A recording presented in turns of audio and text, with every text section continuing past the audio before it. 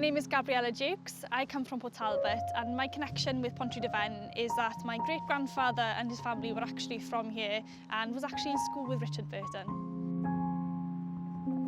I don't actually remember the first time I learnt of Richard Burton. It's just always been something that I was aware of, whether that's in school, learning about him.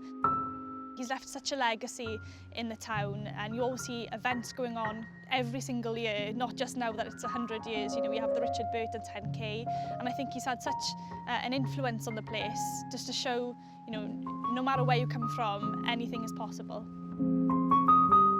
Richard Burton has put, you know, Port Talbot and Pont Talbot on the map, and anywhere I go in the world, when I mention I'm from Port Talbot, people know of Richard Burton, and I think it just goes to show that it doesn't matter where you come from, what your background is. If you have a dream, anything is possible and you can achieve it, and he's proof of that.